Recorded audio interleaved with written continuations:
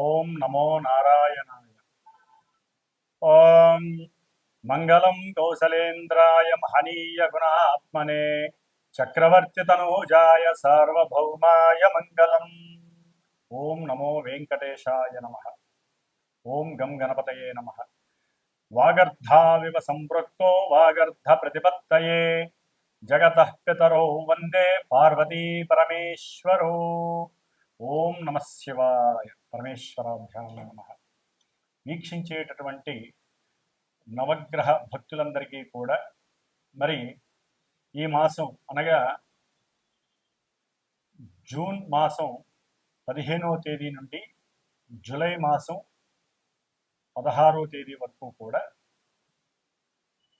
సూర్యుడి యొక్క సంక్రమణం మిథున రాశిలోకి ప్రవేశం.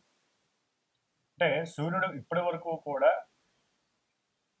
ధనస్థానమైనటువంటి వృషభ రాశిలో ఉండి ఇప్పుడు ఈ జూన్ నెల 15వ తేదీ నుండి కూడా తన యొక్క మిత్రరాశి అయినటువంటి మిత్రుడు ఆల్రెడీ అక్కడ ఉన్నటువంటి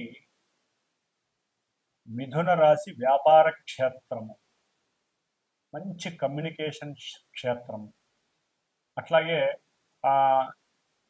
ట్రాన్స్పోర్ట్, ఇంపోర్ట్ అండ్ బిజినెస్కి సంబంధించినటువంటి క్షేత్రము. మరి ఈ క్షేత్రంలోకి రవి చాలా హుందాగా, హోదాగా, ఎంతో రాజకీయ లబ్ధితో ఎన్నో రాశుల వారికి ఎన్నో రకాలైనటువంటి మంచి అనుకూలమైనటువంటి పరిస్థితుల్ని కలుగజేసేటటువంటి ఈ యొక్క మిథున సంక్రమణం చాలా విశేషప్రదమైనటువంటిది. ఈ యొక్క మిథున రాశిలో రవి ఆరుద్ర నక్షత్రంలోకి వచ్చినప్పుడు, అంటే దాదాపుగా జూన్ ఎండింగ్ తర్వాత ఉరుములతో మెరుపులతో కూడినటువంటి ఎన్నో వర్షాలు చక్కగా మానవాళిని తరింపజేస్తూ ఉంటాయి. అంటే ఋతువు కొంచెం మారేటటువంటి పరిస్థితి ఏర్పడుతుంది. ముఖ్యంగా మేషరాశి పర్యంతం కూడా మీనరాశి వరకు ఒక్కొక్క రాశి ఒక్కొక్క పోర్ట్ఫోలియోని కలిగి దాని ఆధిపత్య గ్రహాలు ఎన్నో రకాలైనటువంటి ఫలితాలని, ప్రభావాలని మన మీద కాంతి రూపకంగా వెదజల్లుతూ ఉంటారు. ఇవన్నీ కూడా మనము పూర్వజన్మల్లో చేసుకున్నటువంటి సుకృతాలను బట్టి, దుష్కృతాలను బట్టి ఈ జన్మలో మన జాతకానుసారము, జాతక చక్రంలో ఉన్నటువంటి గ్రహస్థితులు, అవి ఉన్నటువంటి నక్షత్రానుసారంగా ఇప్పుడు ప్రజెంట్ గోచారంలో మనకి జాతకరీత్యా ఉన్నటువంటి చంద్రుణ్ణి అనుసరించి వింశోత్తరి దశారీత్యా ఏ దశలు, అంతర్దశలు, విదశలు నడుస్తున్నాయి, ఆ యొక్క దశానాథులు మరి ఇప్పుడు ప్రజెంట్ లగ్నరీత్యా ఎక్కడున్నారు, అట్లాగే మన యొక్క గోచారంలో చంద్రుడు చాలా విశేషమైనటువంటి ప్రభావాన్ని మన మనసు మీద ప్రభావితం చూపిస్తూ ఉంటాడు. కాబట్టి అంటే జాతకం అనేటటువంటిది లైఫ్ ఈవెంట్స్ని తెలియజేస్తే, గోచారం అనేటటువంటి చంద్రుడు మానసిక స్థితిని తెలియజేస్తూ ఉంటాడు. కాబట్టి ఈ యొక్క మానసిక స్థితి గ్రహాల మీద ఆధారపడి ఉన్నటువంటి నక్షత్రాల ద్వారా ఏ ఏ రాశుల వారికి ఏ ఏ ఫలితాలని ఏ ఏ రకాలుగా కలుగజేస్తారు అనేటటువంటిది మనం మొత్తంగా చెప్పుకోలేకపోయినా కొంచెం క్లుప్తంగా మనకున్నటువంటి వాడుక భాషలో, మనకున్నటువంటి వ్యవహారికంగా జరిగేటటువంటి ఎన్నో మరి ఈ రవిగ్రహం నుంచి కేతుగ్రహం వరకు ఉన్నటువంటి ఆ గ్రహాల యొక్క యుతులు, నక్షత్ర స్థితులు, గతులు, అట్లాగే వాటి యొక్క వీక్షణల ఆధారంగా ఏ ఏ రాశుల వారికి ఏ ఏ భావాలు, ఏ ఏ భావాల్లో ఉన్న గ్రహాలు ఏ విధంగా యాక్టివేట్ చేస్తాయనేటటువంటి విషయ పరిజ్ఞానాన్ని తెలుసుకోవడానికి ఈ మిథున సంక్రమణంలో రవి యొక్క ప్రవేశము, రవితో పాటుగా బుధుడు, అట్లాగే గురుడు. ముఖ్యంగా ఈ బుధుడు ఈ యొక్క మిథున సంక్రమణం చేసినటువంటి రవి క్షేత్రంలో 22వ తేదీ వరకు, అంటే జూన్ 22వ తేదీ వరకు గురుడితోనూ రవితోనూ కలిసి తన యొక్క స్వక్షేత్రములో ఉండటం చాలా విశేషప్రదం. అంటే వ్యాపారస్తులకి, ఉద్యోగస్తులకి, అట్లాగే ముఖ్యంగా ధన సంపాదన కోసం గురిపెట్టినటువంటి వాళ్ళందరికీ కూడా చాలా విశేషమైనటువంటి స్థితి ఈ నెల అని చెప్పుకోవచ్చు. అట్లాగే కుజకేతువుల సింహరాశిలో ఉండటం, అట్లాగే శని మహానుభావుడు మీనరాశిలో ఉన్నాడు, రాహువు కుంభరాశిలో ఉన్నాడు, శుక్రుడు మేషరాశిలో ఉన్నాడు, తదుపరి ఈ నెలాఖరికి జూన్ 29వ తేదీన శుక్రుడు తన స్వక్షేత్రమైనటువంటి తన యొక్క వృషభ రాశిలోకి చక్కగా సంచారం చేయడం కొన్ని రాశుల వారికి అనుకూలమైనటువంటి పరిస్థితుల్ని కలుగజేస్తున్నాయి. కాబట్టి మేషరాశి నుంచి మీనరాశి వారి వరకు ఏ నక్షత్రాల వారికి, ఏ రాశుల వారికి ఈ గ్రహాలు ఏ విధమైనటువంటి పరిస్థితుల్ని కలుగజేస్తాయి, వారు ఏ విధంగా జాగ్రత్తగా ఉండాలి, ఏ రకమైనటువంటి గ్రహాన్ని ఆరాధించాలి, ఆ గ్రహ అధిష్టాన దేవతని ఉపాసించాలి, అంటే ప్రార్థన చేయాలి, పూజలు చేయాలనే విషయాన్ని తెలుసుకోవాలి.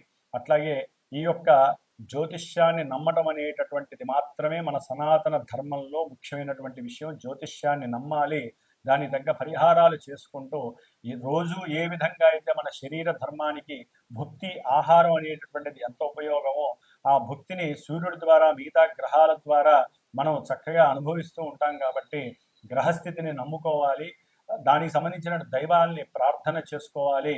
బ్రాహ్మణుల ద్వారా మంత్రోచ్చారణల ద్వారా వారి యొక్క ఆశీర్వచన బలంతో మన యొక్క జీవితాలని చాలా ప్రశాంతంగా, నిండుగా, అన్ని రకాలైనటువంటి సౌఖ్యాలతో గడపడం అనేటటువంటిది భగవంతుడు మనకి ఈ జన్మలో ఇచ్చినటువంటి భగవద్ భాగ్యంగా మనం భావిస్తూ, మరి ద్వాదశ రాశుల వారికి ఈ యొక్క జూన్ 15వ తేదీ నుండి జూలై 16వ తేదీ వరకు ఏ విధమైనటువంటి ఫలితాలని మనకి కలుగజేస్తున్నారో చక్కగా తెలుసుకుందాం. ఓం గం గణపతయే నమో నమః. మిథున రాశి వారికి మిథున రాశిలో ఉన్నటువంటి మృగశిర నక్షత్రము, అలాగే ఆరుద్ర నక్షత్రము, పునర్వసు నక్షత్రము 3 పాదాలు, 1, 2, 3 పాదాల వారికి కూడా మరి ఈ యొక్క జూన్ మాసం అనగా జూన్ నెల 15వ తేదీ నుండి జూలై 16వ తేదీ వరకు మరి ఈ సూర్య సంక్రమణం ద్వారా, అట్లాగే కొన్ని గ్రహాలు మారటం ద్వారా కలిగేటటువంటి అనుకూలతలు ఏంటి, ప్రతికూలతలు ఏంటి అని చూడగా, ముఖ్యంగా మిథున రాశిలో జన్మ రాశిలో రవి, బుధ, గురు 3 గ్రహాలు ఉండటం కూడా కొంత ఇబ్బందికరమైనటువంటి విశేషంగా చెప్పవచ్చు. అట్లాగే 3వ స్థానంలో ఉన్నటువంటి కుజకేతువులు చాలా చాలా అనుకూలమైనటువంటి పరిస్థితులను కలుగజేస్తున్నారు. భాగ్యస్థానం అంటే 9వ స్థానంలో ఉన్నటువంటి రాహువు కొంత ఇబ్బందుల్ని, విఘాతాలని కలుగజేస్తున్నారు. 10వ స్థానంలో ఉన్నటువంటి శని కొంత వృత్తి ఉద్యోగాలలో అనుకూలతలు, కొన్ని ప్రతికూలతలను కలుగజేసేటటువంటి పరిస్థితులు కూడా ఉన్నాయి. అట్లాగే శుక్రుడు లాభంలో ఈ నెల జూన్ 30వ తేదీ వరకు కూడా చాలా అనుకూలమైనటువంటి పరిస్థితుల్ని కలుగజేస్తున్నారు.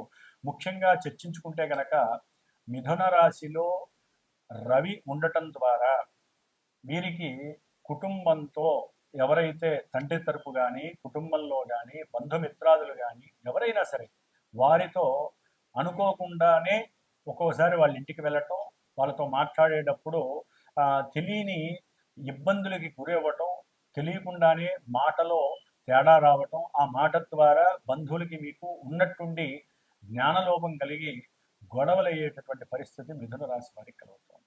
అట్లాగే మిథున రాశి వారికి ఆరోగ్యరీత్యా చెప్పుకోవాలంటే కనుక కొంత ఇబ్బందికరమైనటువంటి పరిస్థితి, అంటే గొంతు భాగంలో ట్రాన్సిల్స్ కానీ, గొంతు భాగపరమైనటువంటి సమస్యలు కానీ, భుజములకు సంబంధించినటువంటి సమస్యలు, నేత్రపరమైనటువంటి సమస్యలు ఉన్నప్పటికీ కూడా అవి తగ్గుముఖం పట్టేటటువంటి పరిస్థితి శుక్రుడు వల్ల కలుగుతుంది. కాబట్టి నేత్రపరంగా ఏదైనా సమస్యలున్నా అవి తగ్గుముఖం పడతాయి. అట్లాగే ఆర్థికంగా శుక్రుడు వలన వీరికి అఖండమైనటువంటి ధనలాభం కలుగుతోంది. కుటుంబంతో అన్యోన్యత, భార్యాభర్తల మధ్య ప్రేమానురాగాలు, అట్లాగే విందులు వినోదాల్లో పాల్గొనటం, చక్కగా సినిమాలు, షికార్లు తిరగటం, ఇలాంటివి జరగటానికి ఎక్కువ అవకాశాలు ఉంటాయి. ఏదైనా సరే ప్రేమికులైతే కనుక ఈ శుక్రుడి వలన చక్కటి అనుకూలమైనటువంటి పరిస్థితులు కలుగుతోంది. తండ్రికి ఈ విషయం తెలిసి ఇంట్లో ఈ యొక్క ప్రేమికుల మధ్య దూరం కలిగేటటువంటి పరిస్థితులు కలుగుతుంది. ఉన్నటువంటి వారి మధ్య కూడా ఒక్కోసారి యుగో ఫీలింగ్స్ ఎక్కువయ్యి ప్రేమికుల మధ్య లాభం కలిగేటటువంటి పరిస్థితుల కన్నా వీరి యొక్క జన్మరాశిలో ఉన్నటువంటి రవి, బుధుడు, గురుడు యొక్క సమ్మేళనం కొంత ప్రతికూలమైనటువంటి భావాన్ని కలుగజేస్తుంది. అట్లాగే గృహపరమైనటువంటి సౌకర్యాలు కలుగుతాయి. ఏదైనా ఆర్థికంగా అప్పులు ఉన్న వాళ్ళైతే కనుక అప్పులు తీరిపోయేటటువంటి అవకాశం మిథున రాశి వారికి కలుగుతోంది. ఏదైనా వారికి ఉన్నటువంటి స్థలాన్ని అమ్మో, లేకపోతే భూమిని అమ్మో, అన్నదమ్ముల యొక్క సహాయ సహకారమో, లేకపోతే తండ్రి పిత్రార్జితాన్ని అమ్మడం ద్వారానో కొంత అనుకూలమైనటువంటి ధనలాభం కలిగి వీరికి ఉన్నటువంటి అప్పులు తొలగడానికి అవకాశం ఉంటుంది. ముఖ్యంగా అన్నదమ్ములతో కొంచెం జాగ్రత్తగా ఉండండి. మాట మాట పట్టింపులు అకస్మాత్తుగా వచ్చేటటువంటి పరిస్థితులు, అంతర్గతంగా శత్రుత్వం పెరిగే పరిస్థితి కలుగుతుంది మిథున రాశి వారికి. అట్లాగే మిథున రాశి వారికి భాగ్యంలో ఉన్నటువంటి రాహు వలన అనుకోని చికాకులు ఎదురయ్యే అవకాశం ఉంటుంది. అప్పు చేసి దూర ప్రాంతాలకు వెళ్ళి కాస్త మనసుని ప్రశాంతంగా ఉంచుకోవాలి. వారికి ఎన్నో తెలివితేటలు ఉంటాయి మిథున రాశి వారికి. వ్యాపారంలో ఎంతో పెట్టుబడి పెట్టాలి, వ్యాపారంలో ఎన్నో చెయ్యాలి, విస్తరణ చేయాలనే ఆలోచనతో ఉంటూ ఉంటారు. అవి సక్రమంగా సాగవు. ఎందుకంటే ఆ రాశిలో ఉన్నటువంటి ఆత్మశక్తికి కారకుడైనటువంటి ఆత్మకారకుడైనటువంటి రవి ఆ రాశిలో ఉండి కొంత దేహ అనారోగ్యాన్ని కలుగజేయటం ద్వారా, అట్లాగే బుధుడు ఉండటం ద్వారా నర్వస్ సిస్టమ్ కొంత వారికి సరైన సమయానికి పనిచేయకపోవడం, బుద్ధి మనసుతో కలిసి మనస్తాపాలు కలుగజేయటం, బుద్ధి చాంచల్యం కలగటం, బుద్ధి మాంద్యం, బుద్ధి లోపం కలగటం, వాగ్దోషం కలగటం, అట్లాగే ఉన్నటువంటి జ్ఞానాన్ని సరిగ్గా ఉపయోగించుకోలేకపోవడం, ఇవన్నీ కూడా కలిగి వ్యాపారంలో కాస్త నిర్లిప్తత కలిగే అవకాశం కలుగుతుంది. అట్లాగే భార్యాభర్తల మధ్య కూడా సరైనటువంటి వాక్కు లేక వాగ్దోషం చేత సరైనటువంటి అనుకూలత, సరైనటువంటి సమతుల్యత లేకపోవడం ద్వారా వారి మధ్య కూడా విభేదాలు కలిగే అవకాశం ఉంటుంది. దాని ద్వారా సంతానం మీద ఎఫెక్ట్ పడే అవకాశం కూడా ఉంటుంది. కాబట్టి మిథున రాశి జాతకులు కొంత భార్యాభర్తలు అనుకూలంగా ఉండటానికి యుగోలని పక్కన పెట్టి, అంటే వారికి ఉన్నటువంటి కొన్ని అవసరం లేనటువంటి వ్యక్తిత్వ స్వభావాలను పక్కన పెట్టి పిల్లల కోసం తాపత్రయపడాలి. అట్లాగే భాగస్వామ్యంలో కూడా కొంత జాగ్రత్త వహించండి. మీకన్నా అవతల వాళ్ళు తెలివిగా ప్రవర్తించి మీ నుంచి ఏదో సహాయం పొందాలని చెప్పి ఆలోచించి మధ్యలో మీ తండ్రిని కూడా దాంట్లో ఇన్వాల్వ్ చేసి వ్యాపారంలో మీ మధ్య తగాదాలు పెట్టడానికి కూడా అవకాశాలు ఉంటాయి. కొంచెం జాగ్రత్త వహించాల్సిన అవసరం ఎంతైనా ఉంది. ముఖ్యంగా సంతానపరంగా వెయిట్ చేస్తున్న వారికి కొంత అనుకూలమైనటువంటి పరిస్థితులు ఉన్నాయి. లగ్నంలో ఉన్నటువంటి, అంటే జన్మరాశిలో ఉన్నటువంటి గురుడికి దత్తాత్రేయుడి యొక్క నామస్మరణ చేయండి. ఏదైనా విష్ణుమూర్తి దేవాలయానికి వెళ్ళి నిత్యము కూడా ఒక 17 ప్రదక్షిణాలు చేసిరండి. ఈ నెలాఖరు తర్వాత కొంత అనుకూలమైనటువంటి పరిస్థితులు మిథున రాశి వారికి ధనపరంగా కనిపిస్తున్నాయి. గృహపరంగా ఏదైనా ధనాన్ని ఖర్చు పెట్టి అనుకూలమైనటువంటి పరిస్థితుల్ని మీరు కలుగజేసే అవకాశం ఈ నెలాఖరు తర్వాత కనిపిస్తోంది. కుటుంబ పరంగా కూడా కొంత ధనాన్ని వెచ్చించి ఏదైనా సుగంధ ద్రవ్య ఫలితాలు కానీ, ఇంట్లో కావలసినటువంటి అంటే అందంగా ఆకర్షణీయంగా ఉండేటటువంటి సామాగ్రిని ఇనుమడింపజేసుకోవడం కానివ్వండి, లేకపోతే ఏదైనా బంగారపు వస్తువులు కొనడం, లేకపోతే బంగారపు నగలు ధరించేటటువంటి అవకాశం కలగడం, ఇలాంటివి జరగడానికి శుభ పరిణామాలు కూడా కనిపిస్తున్నాయి. ఏదేమైనప్పటికీ మిథున రాశి వారు ఆ యొక్క శ్రీమన్నారాయణ్ణి ఆరాధిస్తూ స్వామివారి యొక్క దేవాలయానికి వెళ్ళి నిత్యము 17 ప్రదక్షిణాలు చేస్తూ విష్ణు సహస్రనామ స్తోత్రాన్ని వినడం ద్వారా చాలా ఆహ్లాదంగా, ఉత్సాహంగా, ఉన్నతంగా ఎదగటానికి వారి యొక్క అనుగ్రహం మీకు కలుగుతుంది. దశమంలో ఉన్నటువంటి శని యొక్క ప్రభావం వలన ఉద్యోగంలో మార్పులు కలగడానికి అవకాశం ఉంటుంది. కాస్త ధన నష్టము కలిగి మీ కింద పనిచేసేటటువంటి వారు ఉద్యోగంలో కానీ, వ్యాపారంలో కానీ ధన నష్టాన్ని కలుగజేసే విధంగా వారు ప్రవర్తించడం ద్వారా మీరు కొంత మానసిక క్షోభని పొందటానికి కూడా అవకాశం ఉంటుంది.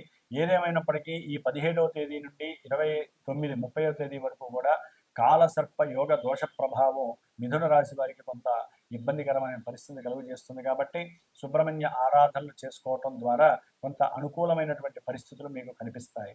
ఓం శ్రీమాత్రే నమో నమః.